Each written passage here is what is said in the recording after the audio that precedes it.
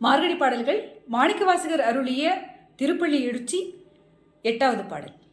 முந்திய முதல் நடு இறுதியுமானாய் மூவரும் அருகிலர் யாவர் மற்றறிவார் பந்தனை விரலியும் நீயும் நின்னடியார் பழங்குடில் தோறும் எழுந்தருளிய பரனே செந்தழல் புரை திருமேனியும் காட்டி திருப்பெருந்துறை உரை கோயிலும் காட்டி அந்தணனாவதும் காட்டி வந்தாண்டாய் ஆரமுதே பள்ளி எழுந்தருளாயே என்ற பாடலை தமது கருணையினால் நாமும் சிவனை சிந்திக்க தந்திருக்கின்றார் மாணிக்கவாசகர் ஆகிய ஞான வள்ளல். இறைவன் எவ்வளவு உலகத்திற்கு ஆதியாக நின்று அந்தமாகவும் தானாகி இயக்கமாகவும் எங்கும் நிறைந்து உயிரூட்டி இயக்குகின்றான் என்கின்ற திறத்தை பாடுவதாக இந்த பாடல் அமைந்திருக்கின்றது. முந்திய முதல் நடு இறுதியும் ஆனாய். முதல் என்று எதை கூறுகின்றோமோ அதற்கு முந்தியவனாக இருக்கின்றாய். அணுவிலிருந்துதான் இந்த அகிலம் தோன்றியது என்று அறிவில் கூறினாலும் அந்த அணுவிற்கு முந்தியவனாக இறைவன் இருக்கின்றான். முந்திய முதல் நடுவாகிய இயக்கம் காட்சியாக தோற்றமளிக்கின்ற இந்த பிரபஞ்சம், இறுதி ஒடுக்கம் அனைத்தும் சிவமயம், அனைத்துமாக இருக்கின்றாய் இறைவா. முந்திய முதல் நடு இறுதியுமானாய் மூவரும் அருகிலர். உன்னை முழுமையாக யாரேனும் அறிந்திருக்கிறார்களா என்றால் திருமாலும் பிரம்மனும் உருத்திரனும் அறிந்திருக்கவில்லை. பிறகு யார்தான் அறிவார்? மற்ற யாவர் அறிவர்? யாவர் மற்ற அறிவார்? பிறரால் எப்படி அறிந்து கொள்ள முடியும்? முதல் மூவரும் அறியர், மும்மூர்த்திகளே அறிய முடியவில்லை என்கின்ற பொழுது பிறர் எம்மாத்திரம்? யாரும் உன்னை முழுமையாக அறிந்தவர்கள் இல்லை. எங்கும் நிறைந்த வியாபித்திருக்கக்கூடிய பரம்பொருளை இதோ இந்த படைப்பாகிய இந்த உடம்புக்குள் சிக்கொண்டு கிடக்கின்ற, அதை தாண்டி சிந்திக்கவும் கற்காத நாம் எப்படி அறிவோம்? இந்த உடல் கடந்து சிந்திக்க அறிந்தோமா? சித்தர்கள் சிந்தித்தார்கள், பக்தர்கள், மாணிக்கவாசகரத்த பக்தர்கள் சிந்தித்தார்கள். அவர்கள் ஓரளவேனும் உணர்ந்து கொண்டார்கள் பரமன் எங்கும் பறந்து விரிந்து எங்கும் வியாபித்திருக்கின்றான் என்று. இந்த உடலுக்குள் சிக்கியவர்கள், இந்த உடல் கூண்டாவதும் கூடாவதும் நமது வாழ்க்கை முறையில்தான், நமது சித்தத்தின்படிதான். அதை கூண்டாக்கி அடைந்து கிடக்கலாம், கூடாக்கி அகிலத்தை உணர்ந்து எங்கும் பறந்து யாவற்றையும் கண்டு கழித்து அதில் இறை அருளை இறை காட்சியை கண்டு வியப்படைந்து வாழ்வை முழுமையாக்கலாம். இதை கூண்டாக்கி வாழ்பவர்களுக்கு எப்படி சாத்தியம்? யாவர் மற்ற அறிவார்? மற்றவர்கள் பந்த பாசங்களுள் கட்டுப்பட்டவர்கள் உன்னை எப்படித்தான் அறிவார்கள்? ஆனாலும் உன்னுடைய கருணை மிக பெரிது. பந்தனை விரலை பார்வதி தேவி மென்மையான விரல்களை உடையவள். பூப்பந்தை கையில் ஏந்திய பூக்களை காட்டிலும் மென்மையான கரங்களை உடைய பார்வதி தேவி உமையாள். அவளுடன் நீயும் சேர்ந்து கொண்டு உன்னுடைய அடியார்களுடைய பழங்குடில் தோறும் நீயே வந்து அருள் செய்கின்றாய், தேடி வந்து அருள் செய்கின்றாய். அந்த கருணையை என்ன சொல்வது? இது எவ்வளவு சிறந்த பக்திக்கான ஏற்பாட்டு முறை பாருங்கள். நமது முன்னோர்கள் எவ்வளவு திட்டமிட்டு இயலாதவர்களும் இறைவனுடைய காட்சியை, இறை சிந்தனையை பெற்றுவிட ஏதுவாக தேர் திருவிழாக்களை நடத்தி, சப்பரங்களில் இறை திருமேனியை நிறுத்தி, வீடுதோறும் இறைவனை எழுந்துள்ளச் செய்திருக்கிறார்கள். அப்படி பந்தனை விரலியும் நீயும் நின் அடியார் பழங்குடில் தோறும் எழுந்து அருளிய பரனே. நீயோ பரன், எங்கும் வியாபித்த வள்ளல். ஆனால் எளியவர்கள் மீது கருணை கொண்டு அவர்கள் இல்லங்கள் தோறும் சென்று அவர்களுக்கு காட்சி தருகின்றாயே.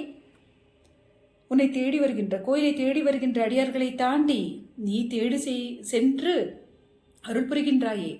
இந்த கருணை திறத்தை என்ன சொல்வது? செந்தழல் புரை திருமேனியும் காட்டி தீயிலும் திகுதிகு வருகின்ற ஜோதியிலும் நீயே காட்சி தருகின்றாய். அதை ஒத்த மேனி உடையவனாக இருக்கின்றாய். சிவன் என்றால் செக்கச் சிவந்தவன் என்ற அர்த்தம். அதை ஒத்த மேனி உடையவனாக இருக்கின்றாய். செந்தழல் புரை, செந்தழலை போன்ற, புரை என்றால் போன்ற திருமேனியும் காட்டி, அதை நாங்கள் வீதியில் கொளுத்தினாலும் சொக்கப்பனையாகி சொக்கனையை நினைவூட்டுகிறது அந்த தடல். செந்தழல் புரை திருமேனி. பிறகு கோயிலுக்கு சென்றாலும் என்னை காணலாம். திருப்பெருந்துறை உரை கோயிலும் காட்டி, கோயிலிலும் எந்த கோலத்தில் வேண்டினாலும் அந்த கோலத்தில் அருள் செய்கின்ற கருணை உடையவனே. செந்தழல் புரை திருமேனியும் காட்டி, திருப்பெருந்துறை கோயிலும் காட்டி, அந்தணனாவதும் காட்டி. கருணை உடையவன் கருணையுடைய உருவத்தில் வெளிப்படுவான். மனித உருவத்தில் தெய்வம் வெளிப்படும் என்று வேதம் சொல்லியிருக்கின்றது. அதிலும் எந்த மனித உருவத்தில் அதிகம் வெளிப்படும்? கண்ணாடி இருக்கின்றது, கண்ணாடிகள் துருயேறி இருக்கின்றது என்றால் அதில் உருவம் பிரதிபலிக்குமா என்றால் இல்லை. தெளிந்த தூசுப்படியாத துருப்பிடிக்காத கண்ணாடியாக இருந்தால் அது சரியாக அதன் எதிர் நிற்கின்ற உருவத்தை வெளிப்படுத்தும் தானே. அதுபோலத்தான் எங்கும் வியாபித்திருக்கக்கூடிய இறை கருணை அதே கருணையை தமது உள்ளத்தில் கொண்டிருக்கக்கூடிய அடியார்கள் உருவத்தில் வெளிப்படும். அப்படித்தான் அந்தணர்கள் என்பவர்கள் யார்? கருணையே உருவானவர்கள், உயிர்கருணை மிக்கவர்கள். அந்தணர் என்போர் அறவோர் என்பது மிக தெளிவான வாசகம். அந்தணர் என்போர் அறவோர் மற்ற எவ்வுயிர்க்கும் செந்தன்மை பூண்டொழுகலாம். எதனால் அறவோர் என்றால் அடுத்த வரியில் விளக்கம். வள்ளுவரை தாண்டி எப்படித்தான் விளக்கம் சொல்வது? வள்ளுவரை மிஞ்ச யார்? அந்தணர் என்பர் அறவோர், அறவோர் தாம் அந்தணர். தெளிவு வேண்டும் நமக்கு. அறவோராக இருந்தால் மட்டுமே அந்தணர். எதனால் அறவோர்? அந்த அறம் எனப்படுவது என்ன? எவ்வுயிர்க்கும் செந்தன்மை, எல்லா உயிர்களிடத்திலும் அன்பும் கருணையும் பெருக்கெடுக்கின்ற உள்ளத்தை உடையவராக இருந்தால்தான் அறவோரும் கூட. அத்தகையவர்கள் யாராக வேண்டுமானாலும் இருக்கலாம் தானே. அது பண்பு பெயர். அந்தணர் என்பது அந்தன்மை உடையவர், அது பண்பு பெயர். அந்த பண்புடைய, கருணையுடைய, ஜீவகாருண்யமுடைய, ஆன்மநேயமுடைய அந்த அன்பர்களில் வெளிப்படுகின்றாய். திருப்பெருந்துறையில் அந்தணர் உருவத்தில் குருவாக வந்து தம்மை ஆட்கொண்ட நிலையையும் நமக்கு நினைவுபடுத்துகின்றார். அந்தணராவதும் காட்டி வந்து ஆண்டாய், இறைவா இமை ஆட்கொண்டாய், குருவாக வந்து ஆட்கொண்டாய். எவ்வளவு பேறு பெற்றவர் பாருங்கள் மாணிக்க வாசகர். அத்தனை பேரும் அவருடைய வாசகங்களில் ஒளிர்கின்றது, ஜொலிக்கின்றது. இறைவனிடத்தில் இறை அருளுக்கு பாத்திரமானவர் என்கின்ற அந்த பேரு, அந்த பெருமை அவருடைய வாசகங்களில் ஜொலிக்கின்றது. அந்தணராவதும் காட்டி வந்தாண்டாய். ஆரமுதை உயிர்களுடைய நிலையற்ற தன்மையை போக்கி நிலை பெற்றினை தருகின்ற அமுதம் போன்றவனே, சிவ சிந்தனையை தந்துவிட்டால் போதாதா? அவை நிலை பெற்றினை பெற்றுவிடும். அப்படி இல்லங்கள் தோறும் தேடி வந்து அருள்பாலித்து சித்தத்தில் சிவன் சிந்தனையை தூண்டுகின்ற பரனே, இறை சிந்தனையை தூண்டுகின்ற இறைவா, தேடி வந்து அருள் செய்கின்ற கருணை மூர்த்தியே, ஆரமுதே பள்ளி எழுந்தருளாய். எங்களுடைய இதயத்தில் உன்னுடைய சிந்தனை மேலோங்க அருள் செய்வாய். ஏனென்றால் இந்த உலகம், இந்த மாயை எவ்வளவு வசீகரமானதாக இருக்கின்றது. நமது மனதை கலைப்பதாக, நம்மை தன்பால் ஈர்ப்பதாக இருக்கின்றது. இறைவா அருள் செய். இறைவா நாங்கள் நிலை பெற்றினை பெற வேண்டும், உன் திருவடியை அடைய வேண்டும். இந்த வாழ்வினுடைய பெருமையை, இந்த வாழ்வினுடைய இலக்காக நிற்கின்ற உன்னை நாங்கள் உணர வேண்டும். அப்பொழுதுதான் இந்த பிறப்பு பயனுள்ளதாகும். இறைவா அந்த பாக்கியத்தை எங்களுக்கு தந்தருள் என்று மன்றாடி கேட்கின்றார் மாணிக்கவாசக பெருந்தகை.